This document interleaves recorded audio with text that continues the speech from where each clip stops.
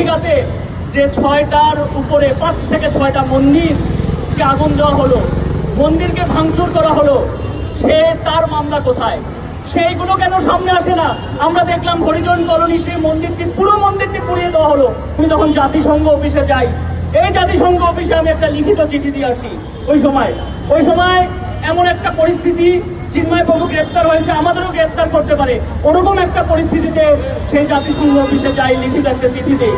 এবং আপনারা জানেন পরবর্তীতে এখানের সেই জাতিসংঘ প্রতিনিধি আসে, হুমা খান, তাকে নিয়ে কিন্তু আমরা প্রত্যেকটা এই সংখ্যালঘু অধ্যুষিত এলাকাগুলোতে আমরা যেখানে যেখানে এই হিন্দুদের উপর এই ঘটনাগুলো ঘটে সেগুলোতে যাই। সেখানে আমরা দেখলাম, আপনি ঠিক আছে একজন আইনজীবী হত্যা হয়েছে, আমরা দুঃখ প্রকাশ করি, আমরা চাই নিরপেক্ষ তদন্তভাবে বের হোক। ওই ঘটনার অভিঘাতে যে 6টার উপরে 5 থেকে 6টা মন্দিরকে আগুন দেওয়া হলো, মন্দিরকে ভাঙচুর করা হলো, তার মামলা কোথায়? সেইগুলো কেন সামনে আসে না?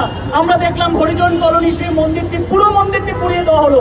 জাতিসংঘ প্রতিনিধিকে আমরা যেদিন আমি প্রথমে এখানে পুলিশ প্রশাসনের সাথে, পুলিশ কমিশনারের সাথে মিটিং করি, সাধু সন্তকে নিয়ে যাই এবং পুলিশ কমিশনার, আপনি জানেন সেখানে শাকিলা আপা ছিলেন, তাকে সহ সমস্ত স্পটগুলোতে আমরা যাই।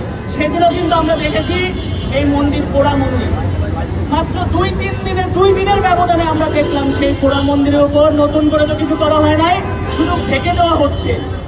মন্দির নতুন করে করা হয় নাই হরিজন কলোনির, শুধু ঢেকে দিচ্ছে, দেখলাম যে নিচে আলাদা বোর্ড দিয়ে, কারণ মানুষ যেন দেখতে না পায় যে কিভাবে কি করা হয়েছে।